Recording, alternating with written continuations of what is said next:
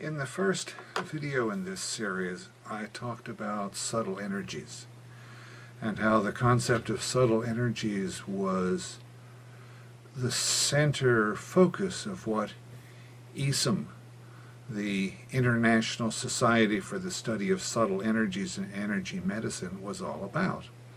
And I gave the example that you can sometimes feel as if there's some kind of energy between your hands. And a lot of people apply that as some kind of psychic healing, Reiki and systems like that. And there's innumerable versions of this all over the world. So I was thinking what else I could say about healing. And coincidentally with that, perhaps as a little stimulus from the universe, perhaps just coincidence, I got an email from a friend asking for any psychic healing or prayers or good intentions from his friends because he has a growth that may be cancerous. And so naturally I did something to try to be helpful. Now that raises the whole issue of all this psychic healing stuff. The laying on of hands, for instance, does tend to have a model that there's some kind of subtle energy in your hands that can align with or direct the subtle energies in the body so that they flow more properly and make someone healthier. But then there are other healing models that don't particularly involve that at all. There was some fascinating research done years ago by psychologist Lawrence Lashan, who looked at how various well-known psychic healers described what it is they did. And it's an oversimplification, of course, to divide things into just two categories, but he found there were two categories that covered most of the descriptions of psychic healing. Some of the psychic healers did indeed use this kind of subtle energy model. They radiated energy from their hands or perhaps from their heart or saw it coming from the heavens or something like that, but they tended to try to understand what the particular problem was and direct some kind of healing energy to that that would cure the problem. The other kinds of healers had a very different approach. They, in effect, didn't care what a person's specific problem was. They rather worked with a model that said, if you have any kind of physical illness, then your body, which should be in harmony with the sort of natural pattern, the healthy pattern of the universe, it's out of harmony somehow. And they need to restore that harmony, but they don't need to worry about the specifics of it. Rather, these kind of healers would try to go into some kind of altered state of consciousness.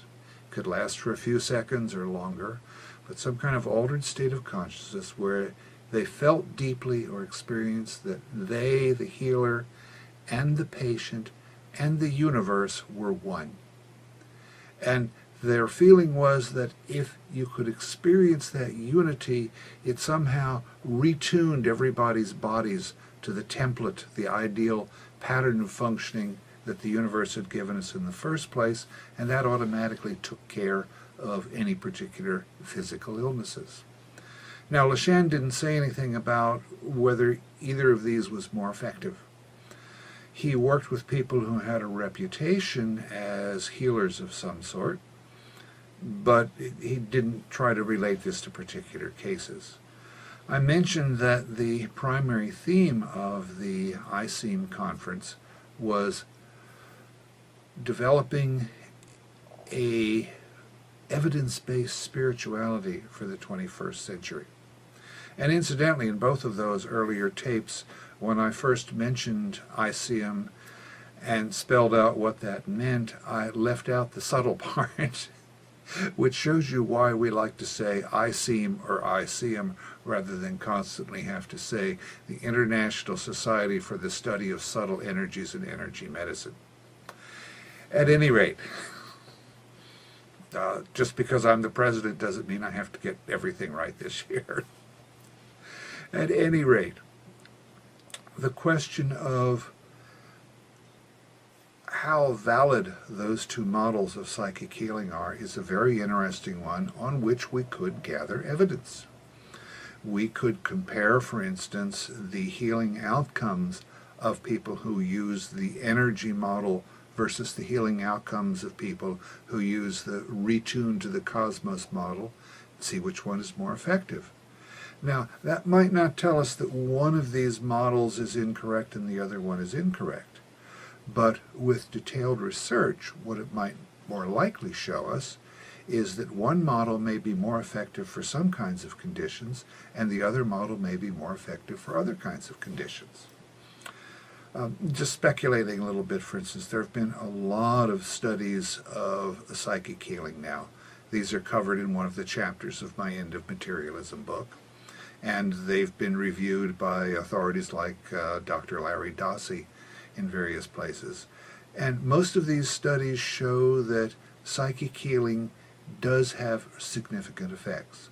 Few studies don't seem to find any effects. Now, for those who have the mainstream prejudice that the whole idea of psychic healing is a lot of nonsense, then of course they put a lot of weight on those studies that didn't show any healing effect. That must prove that psychic healing is all nonsense. On the other hand, you might say, what's different about those studies? Because that might tell us that some ways of trying to do psychic healing are not effective. So, for instance, in one of the biggest studies to happen recently that didn't get any results, the patients who were ill were prayed for a few minutes each by a big body of church members who were just given some names. That turned out to be a very different procedure from almost all the psychic healing studies that have gotten results, where the healing treatment or the praying for healing was done by people who already had a reputation as being healers. Now, that might say that some people's prayers, if prayer is the vehicle they use, might be more effective than others. That's a wonderfully controversial idea. It shouldn't be that way, okay, given certain views of the universe. I was raised as a Lutheran, for instance, and among other things, as a Lutheran, from my childish perception of it, we kind of looked down on Catholics. And particularly the way Catholics prayed for something over and over and over again. And it was sort of like there was a model: if you nag the saints or God, maybe you'll get what you want. Or maybe you have to do it 100 times to prove your sincerity. Whereas our Lutheran model was much more, you pray once with sincerity, and if that's God's will, it'll happen. But you certainly don't try to nag God to make something happen. Now, I'm not saying that's the reality of anything. That was the childhood prejudice I picked up. But maybe there are different styles of prayer. Certainly in the world's spiritual traditions where prayer is used for healing or to bring about any kind of outcome, there's an immense amount of lore that some people's prayers are more effective than others. That implies a model that it's not just a decision of God or higher powers as to whether there's a positive outcome or not, but it has to do with the capabilities, the sincerity, the talent, whatever it is, of the person doing the praying. Well, that can be looked at. In an evidence-based spirituality of the future, maybe we'll find out, just to make up an example, that Baptists are better to pray for you if you've got cancer, but Buddhists are better to pray for you if you have tuberculosis.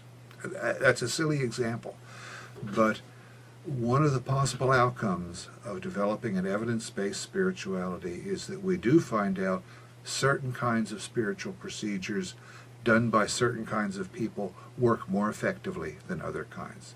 That's certainly worthwhile to try to find out. So developing this evidence-based spirituality is not going to be easy, but it's certainly going to be interesting, and it's probably going to raise enormous numbers of hackles.